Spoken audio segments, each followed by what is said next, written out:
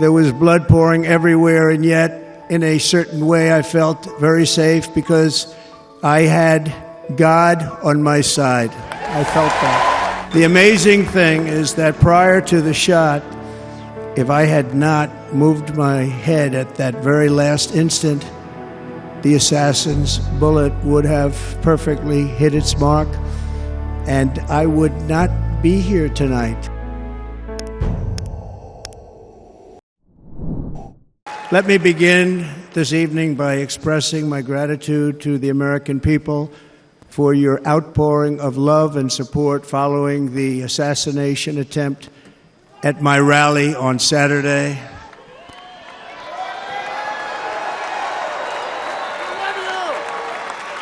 As you already know, the assassin's bullet came within a quarter of an inch of taking my life. So many people have asked me, what happened? Tell us what happened, please. And therefore, I will tell you exactly what happened, and you'll never hear it from me a second time because it's actually too painful to tell. It was a warm, beautiful day in the early evening in Butler Township in the great Commonwealth of Pennsylvania. Music was loudly playing, and the campaign was doing really well. I went to the stage, and the crowd was cheering wildly. Everybody was happy. I began speaking very strongly, powerfully, and happily because I was discussing the great job my administration did on immigration at the southern border. We were very proud of it.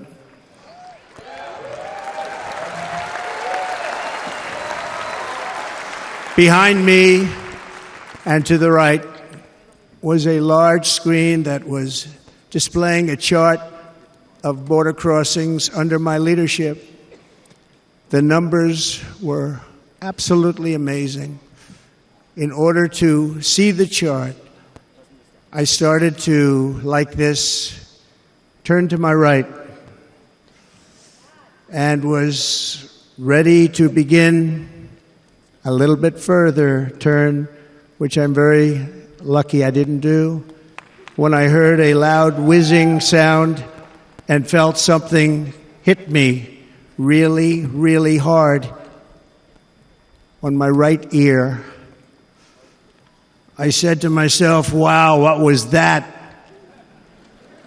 It can only be a bullet. And moved my right hand to my ear, brought it down. My hand was covered with blood, just absolutely blood all over the place.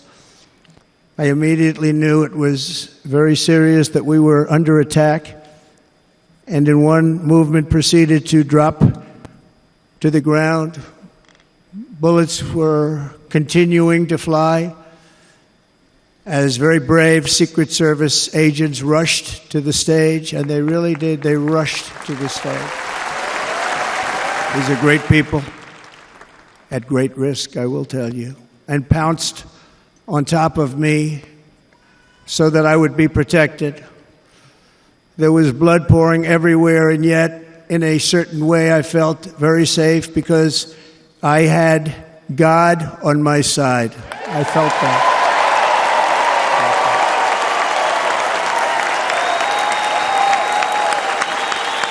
The amazing thing is that prior to the shot, if I had not moved my head at that very last instant, the assassin's bullet would have perfectly hit its mark, and I would not be here tonight. We would not be together. The most incredible aspect of what took place on that terrible evening in the fading sun was actually seen later. In almost all cases, as you probably know, and when even a single bullet is fired, just a single bullet, and we had many bullets that were being fired, crowds run for the exits or stampede, but not in this case. It's very unusual.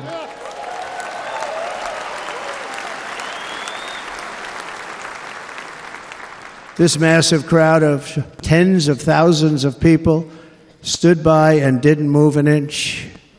In fact, many of them bravely but automatically stood up looking for where the sniper would be. They knew immediately it was a sniper.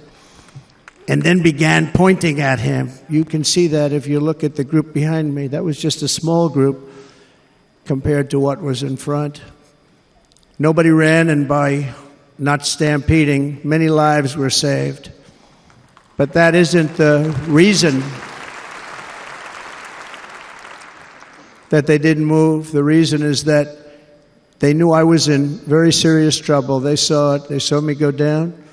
They saw the blood and thought, actually most did, that I was dead. They knew it was a shot to the head. They saw the blood. And there's an interesting statistic. The ears are the bloodiest part. If something happens with the ears, they bleed more than any other part of the body. For whatever reason, the doctors told me that. I said, why is there so much blood? He said, it's the ears. They bleed more. So we learned something, but they just, this beautiful crowd, they didn't want to leave me. They knew I was in trouble. They didn't want to leave me. And you can see that love written all over their faces. Incredible people. They're incredible people. Bullets were flying over us, yet I felt serene.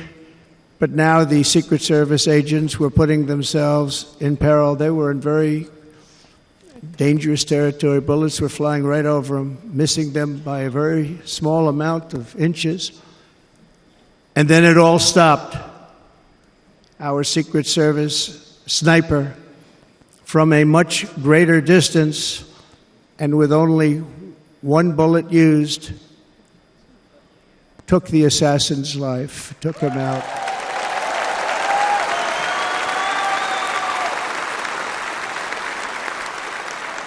I'm not supposed to be here tonight. Not supposed to be here. Yeah. Thank you. But I'm not. And I'll tell you, I stand before you in this arena only by the grace of Almighty God. In watching the reports over the last few days, many people say it was a providential moment. Probably was. When I rose, surrounded by Secret Service, the crowd was confused because they thought I was dead, and there was great, great sorrow. I could see that on their faces as I looked out. They didn't know I was looking out. They thought it was over. But I could see it, and I wanted to do something to let them know I was okay. I raised my right arm, looked at the thousands and thousands of people that were breathlessly waiting, and started shouting, "Fight, fight, fight."